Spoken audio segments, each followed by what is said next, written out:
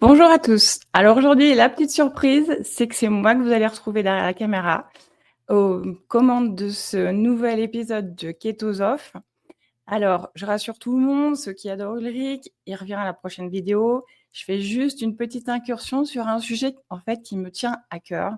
En le préparant, en fait, avec Ulrich, on s'est rendu compte que j'avais beaucoup de choses à dire et beaucoup de choses avec le cœur et que finalement, le plus simple, c'était que ce soit moi, pour une fois, qui soit devant la caméra à vous parler de ce sujet qui concerne, en fait, les craquages et notamment comment remédier aux craquages. Alors, c'est des choses dont on nous parle depuis vraiment des années, hein, maintenant qu'on ça fait 10 ans, plus de 10 ans qu'on est sur le sujet du céto, de l'alimentation cétogène. Le problème du craquage, il est quotidien, dans les messages qu'on reçoit.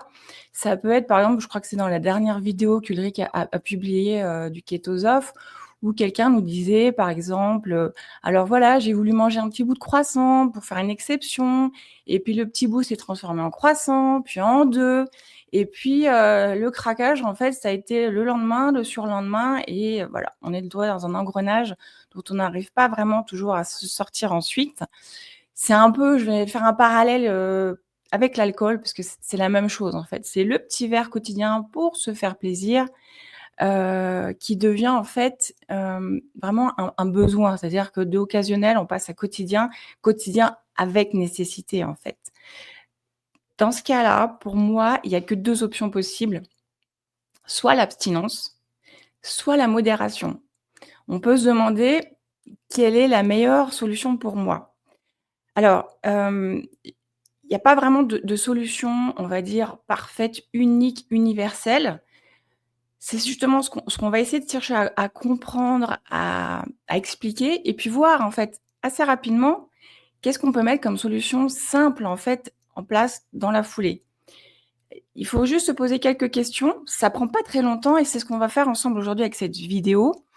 Justement, pour moi, la première étape, ça va être celle de ce que j'appelle l'autodiagnostic. L'autodiagnostic, ça va être de se dire, voilà, dans quel cas, quelle situation, est-ce qu'il en existe, voilà, est-ce qu'il existe des situations où je sens que je peux vite partir en craquage et en fait, on va dire sortir de cétose? Est-ce que ça va être, par exemple, pour certains, je ne sais pas, l'odeur d'une baguette de pain chaud, pour d'autres, ça va être une part de gâteau le dimanche avec les amis, la famille, ou alors ça va être de se dire: «Ouh, alors je mange juste une petite part de pizza» et la petite part, en fait, on n'est pas capable de la limiter à la petite. Ça devient une grosse part et puis après, en fait, on se dit: «Bon, pourquoi pas une deuxième, une troisième. Ça, c'est important vraiment de voir dans votre quotidien cétogène s'il y a des moments comme cela où vous sentez que vous pouvez pas gérer ou alors que c'est vraiment très, très, très difficile et que le craquage, il est vraiment pas loin. Pour ça, j'invite vraiment tout le monde à être honnête avec soi-même. Ça sert à rien de vouloir se dire: «Non, non, mais j'ai pas de problème». C'est un peu comme l'alcool encore là. C'est-à-dire quand vous avez admis que oui, oui, il y a peut-être un problème et on va essayer de trouver une solution, bah, vous avez déjà fait 50 du chemin. Donc soyez honnête avec vous-même, essayez vraiment d'identifier, ces moments où le craquage, il est pas très loin et puis à partir de là, je veux surtout pas que vous jugiez. Il y a pas de solution parfaite. Je sais que certains vont vouloir, copier, tel ou tel influenceur qui modère, qui est en abstinence sur les glucides, des choses comme ça. Il y a pas de solution, on va dire, qui va correspondre à ce que j'appelle du prêt-à-porter. Il va vraiment falloir partir sur du sur-mesure, quelque chose qui va vous aller vraiment à merveille et vous allez vous sentir à l'aise, hein. C'est un peu comme un vêtement. On a tous des tempéraments, des histoires différents. Ulrich et moi, on gère pas de la même façon. Si j'ai tenu, moi, à faire ce sujet, aujourd'hui, c'est parce qu'ayant été sujette aux troubles du comportement, alimentaire quand j'étais adolescente, donc pour ceux qui ne le savent pas, c'était l'anorexie. Je sais que c'est vraiment quelque chose qui peut être difficile à gérer dans les débuts cétogènes notamment. Donc chacun est différent, chacun va gérer différemment, et adapter sa réponse et sa solution. C'est un peu, Ulrich prend souvent des images, du monde automobile. Alors on va rester dedans, mais imaginez qu'en fait vous êtes quelqu'un qui est toujours un petit peu tenté de dépasser les limitations de vitesse sur la route. Alors je sais qu'en France, c'est très facile maintenant de les dépasser, mais bon, c'est pour donner une petite idée. Voilà, vous avez toujours envie d'appuyer sur le champignon. Finalement, la solution, est-ce que c'est de rouler en Fiat Panda ou ça va être de rouler en Porsche? C'est un peu extrême les exemples que je donne, mais c'est pour donner une idée, voilà. Avec la Fiat Panda, vous allez un peu limiter la sortie de route s'il y en a une et voilà, l'alimentation cétogène et ce contrôle, on va dire, conscient de votre borne de glucides, elle va être gérée de la même manière. Voilà, c'est une limitation. Donc à vous de gérer avec l'accélérateur et plus vous allez avoir un bolide cétogène qui va pouvoir aller vite, plus, il y a des risques, voilà, de faire ce que j'appelle une sortie de route. Donc la conduite cétogène, ça va être justement d'adapter les en fonction des situations, heu, votre attitude face à la limitation du moment. C'est, un peu bête parfois parce qu'on voit justement des gens qui vont se mettre dans une situation permanente d'être tentés de craquer et finalement de sortir de cétose. Mettez-vous les bonnes conditions dès le départ pour éviter ça. Il y en a finalement après ça sort vraiment, hem, complètement du cétogène puisqu'ils vont se dire: «Bah, j'ai fait un craquage, 2 craquages, 3 craquages». Foutu pour foutu et ils abandonnent alors qu'ils avaient des super résultats. Ça fait vraiment mal au cœur d'entendre ça ou de voir ça parce que, voilà, la personne avait réussi soit à perdre beaucoup de poids, soit à sortir, à lutter contre une pathologie et inverser des symptômes et puis là, pour vraiment quelque chose de c'est bête. Je trouve que c'est bête parce qu'il y a des solutions. Donc justement, on passe à pour moi la deuxième étape après, une fois qu'on a regardé dans l'ensemble s'il existe des moments où c'est un peu compliqué à gérer, on va essayer d'analyser, en fait, ce qui va trigger. Alors, je il y a pas vraiment de mot super f adapté en français par rapport à l'équivalent américain, anglais, trigger, mais en fait, c'est quelque chose qui va déclencher, on va dire, activer tout de suite une réaction ou, une envie de succomber vraiment à beaucoup plus de glucides.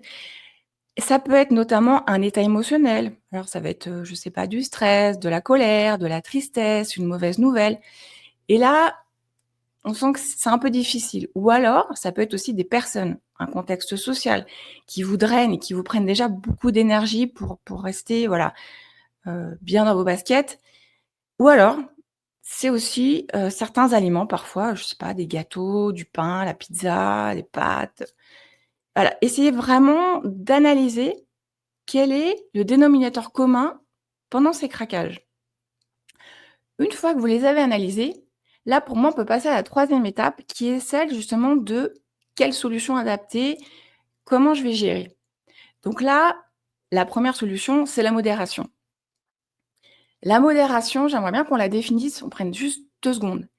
La modération, ça va être en fait le moment où vous vous autorisez en pleine conscience et vraiment je souligne 2 fois en pleine conscience. C'est-à-dire, c'est pas: «Oh là là, j'ai perdu pied, j'ai mangé un peu de glucides», non.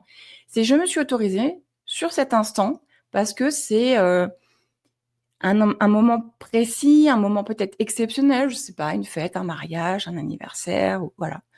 Quelque chose que vous avez identifié comme exceptionnel et pendant lequel vous avez autorisé plus de glucides que ce que vous faites d'ordinaire. Donc ça reste en toute conscience, limité et exceptionnel, le caractère exceptionnel.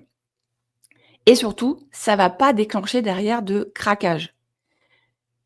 C'est le petit, vous savez, le petit craquage, ça va être celui, en fait, vous prenez un petit bout de quelque chose, vous vous dites: «Oh, je vais juste en manger un petit bout» et finalement, vous allez avoir un goût de ce que j'appelle reviens-y et ça va être impossible de lutter contre. Donc si vous êtes pas capable, à cet instant, en ce moment dans votre vie, de gérer la modération, finalement, l'abstinence va être la solution pour vous. Elle peut être temporaire, définitive et puis après, surtout de 2 façons. Ce que j'appelle l'abstinence, on va dire totale, brutale, c'est-à-dire que vraiment vous sortez l'aliment qui vous pose problème, enfin le ou les aliments qui vous posent problème et voilà.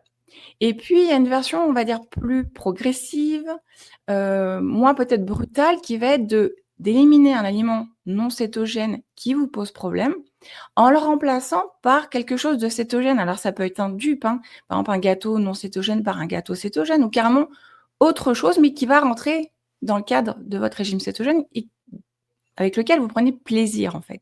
Ça va être ça l'important, ça va être, voilà, de se dire: je prends comme un plaisir, mais avec quelque chose qui reste dans le cadre cétogène. L'abstinence, elle peut vraiment, pour certains, être vécue comme une frustration et là, je vous invite à dézoomer, à prendre du recul et à le voir finalement comme quelque chose de positif. C'est-à-dire, c'est quelque chose qui va vous permettre, en fait, une libération. Libération de quoi? De ce dilemme, en fait, qui peut tourner à l'obsession de vous dire: «Est-ce que je m'autorise ça ou ça?» En permanence, permanence. Ça devient vraiment obsessionnel, hein. Pour l'avoir vécu, pendant justement ces troubles du comportement alimentaire, je sais combien l'alimentation peut être obsessionnelle du matin au soir et finalement vous passez à côté de bons moments, ça gâche vraiment la vie.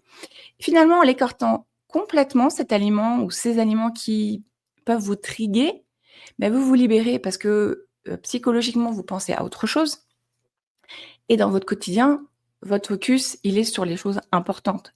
C'est pas, la nutrition, c'est important, l'alimentation, se faire plaisir, c'est important, mais il y a pas que ça.